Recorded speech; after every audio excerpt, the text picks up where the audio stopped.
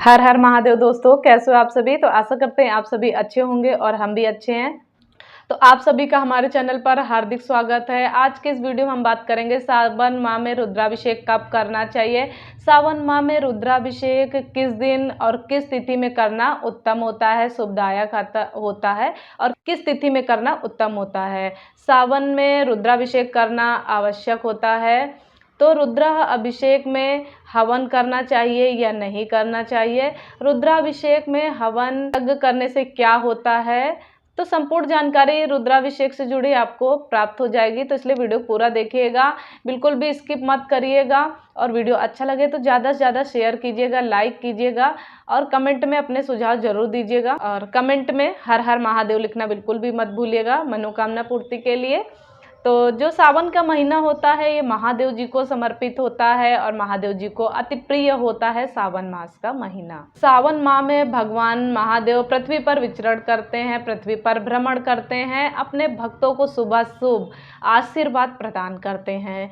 तो सावन में अनेकों प्रकार के साधनाएं अनुष्ठान भगवान शुभ प्रसन्न करते हैं। महादेव जी की असीम अनुकंपा पाने के लिए सावन माह भगवान भोलेनाथ जी को समर्पित होता है। हिंदू धर्म में सावन माह को पावन, पुनीत और पवित्र महीना कहा गया है। यह माह भगवान महादेव जी को समर्पित होता है।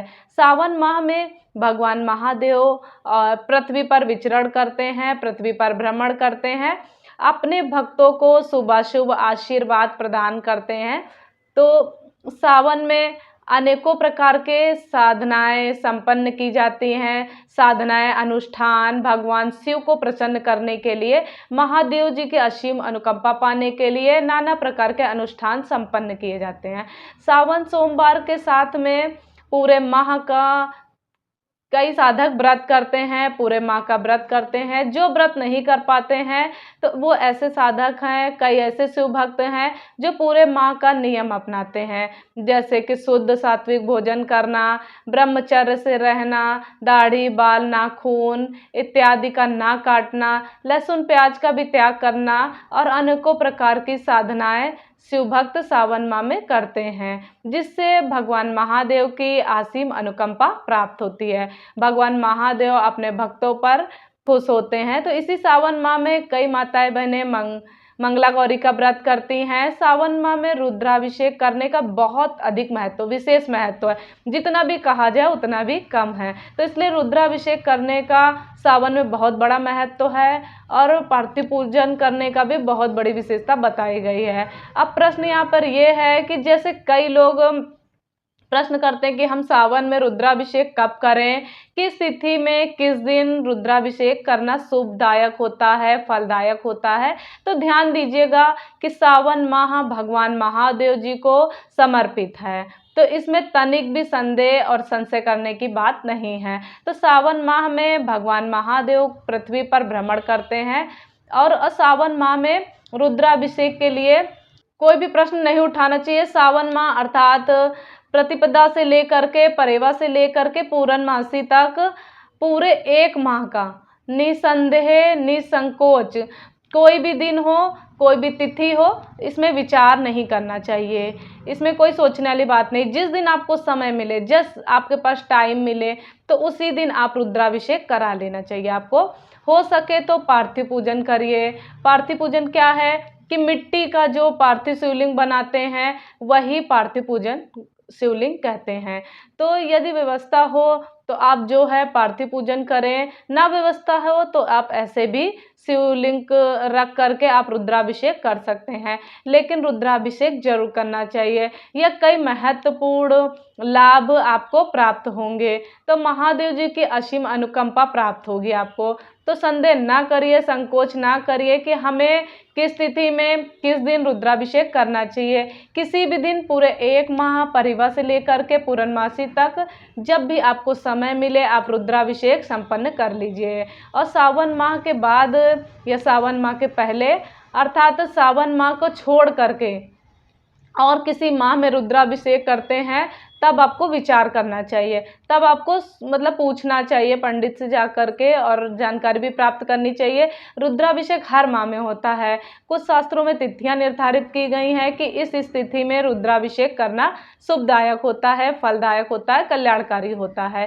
सावन माह में कोई संदेह नहीं है, पूरे माह शिव जी को ही समर्पित है, तो सावन में तो कोई भी सोचने वाली बात नहीं है। हाँ, आप कभी भी कर सकते हैं, इनके आगे पीछे और कोई माह होते हैं तो उसमें आप विचार कर सकते हैं। और शिवास्त जो होता है अपने आचार्य जी द्वारा शिवास्त कब कब होता है, तो आप सावन में कोई संदेह नहीं है, कोई संशय नहीं है। पूरे माह आप कभी भी किसी भी दिन में किसी भी तिथि में आप रुद्राभिषेक निसंकोच अपना कर सकती हैं। भगवान महादेव जी को आप प्रसन्न कर सकते हैं। और जैसे बहुत लोग पूछते हैं कि रुद्राभिषेक में हवन करना चाहिए या नहीं करना चाहिए, तो देखिए रुद्राभिषेक में हवन करने की कोई आवश्यकता नहीं होती है, कोई ज़रूरत भी नहीं होती है। यह रुद्राभिषेक ही एक यज्ञ होता है। जो रुद्री पुस्तक होती है, जो पंडित जी लोग उसका पाठ करते हैं, आप दूध चढ़ाते हैं और शिवलिंग पर, तो आप पंडित जी मंत्र बोलते हैं। जब हम लोग धार चढ़ाते हैं वो जो पुस्तक से बोलते हैं तो वही मंत्र होता है, वो यज्ञ का मंत्र होता है। तो रुद्राभिषेक में यज्ञ करने की कोई जरूरत नहीं है, कोई आवश्यकता नहीं। यज्ञ का सारा मंत्र इसी रुद्राभिषेक में दिया गया है, तो ये रुद्राभिषेक में यज्ञ करने की कोई जरूरत नहीं है, कोई आवश्यकता नहीं है। फिर भी अगर यदि आप सोच रहे हैं कि हमारे घर में बहुत दिन हो चुके हैं, हमारे घर में कोई हवन यज्ञ नहीं हुआ है, तो ऐसा अवसर आया हुआ है कि रुद्राभिषेक हो रहा है, आचार्य जी विराजमान है, तो उन्हीं के हाथों से आप हवन यज्ञ भी करवा सकते हैं। तो अगर आप सोच रहे तो कर सकते हैं। यदि ऐसी स्थिति है, बहुत समय हो चुका है, आपके घर में हवन नहीं हुआ, तो आपको विचार करना चाहिए, अन्यथा आपको रुद्राभिषेक में हवन करने की कोई ज़रूरत नहीं है। यदि आपका मन कर रहा है कि नहीं हमें रुद्राभिषेक में हवन भी कर लें, तो आपको अपनी बात पे विचार करना चाहिए, मतलब अग्निवास करना चाहिए। बिना अग्निवास के रुद्राभिषेक में हवन नहीं करना चाहिए, ना ही आपको भारी भरकम, नहीं तो नुकसान हो जाएगा, नुकसान उठाना पड़ेगा। क्योंकि अग्नि का वास 3 जगह होता है, शास्त्र में बताया गया है, स्वर्ग में, पाताल में और पृथ्वी पर। तो तीनों का अलग अलग महत्व होता है। जिस दिन अग्निवास पृथ्वी पर होता है, भू पर होता है, उस दिन आपको हवन करना, यज्ञ करना कल्याणकारी होता है, शुभदायक होता है, शुभ फलदायक होता है। जिस दिन अग्निवास आकाश में होता है, स्वर्ग में होता है, उस दिन आप हवन करते हैं तो प्राणनाशक कहा गया है, अर्थात घर में किसी के साथ अनहोनी हो सकती है, या किसी के साथ में परिवार में किसी को भयंकर बीमारी से ग्रसित हो सकता है। यह रुद्राभिषेक हवन होने के बाद में, कुछ माह के बाद में या साल के बाद में आपके घर में जमावड़ा होगा, आपका घर बन जाएगा। तो इसलिए अग्निवास सोच समझ करके हवन करना चाहिए। यदि अग्निवास पाताल में है तो उस दिन आप हवन करते हैं, तो उस दिन आप यज्ञ करते हैं, तो धन का नाश होता है, अर्थात किसी न किसी उद्देश्य से आपको भारी नुकसान पड़ सकता है, नुकसान, धन की हानि हो सकती है आपको। जब अग्नि का वास पृथ्वी पर होगा, भूमि पर होगा, तो हर मानव पृथ्वी पर रह रहे हैं और तो शुभदायक होता है।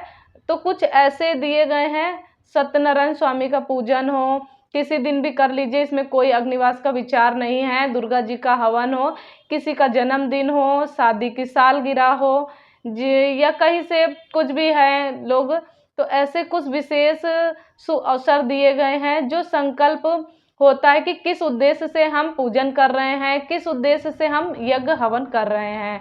बाकी आम दिनों में और पूजा में अग्निवास का विचार करना चाहिए। रुद्राभिषेक कोई साधारण नहीं है, बहुत बड़ी पूजा है और इसमें आप हवन करने जा रहे हैं, तो अग्निवास का विचार जरूर कर लीजिएगा, नहीं तो आपको भारी नुकसान पहुंच सकता है। वैसे तो आपको रुद्राभिषेक में, जैसा आपका रुद्राभिषेक हो रहा है, तो आप उसका पूजन अर्चन वंदन करिए, आरती करिए, बस इतना ही बहुत है, और हवन करने की कोई आवश्यकता नहीं है। यदि आप करना चाहें तो आप अग्निवास का विचार कर लें।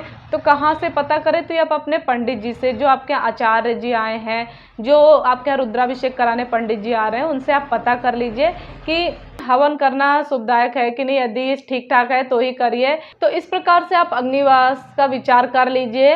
जैसा आपके आचार्य बताते हैं, जैसा आपके पंडित बताते हैं, तो आप उस हिसाब से करिएगा। वैसे कोशिश करिए कि हवन करवाने कोई आवश्यकता नहीं है। तो हमारी वीडियो अगर आप लोगों को अच्छी लगी हो, जानकारी अच्छी लगी हो, तो लाइक करिएगा और कमेंट में हर हर महादेव जरूर लिखिएगा। और तो सावन माह की जानकारी, रुद्राभिषेक की जानकारी आप लोगों को अच्छी लगी हो तो चलिए वीडियो को ज़्यादा से ज़्यादा शेयर कीजिएगा, लाइक कीजिएगा, कमेंट में हर हर महादेव जरूर लिखिएगा। तो चलिए मिलते हैं नेक्स्ट वीडियो में, तब तक के लिए हर हर महादेव।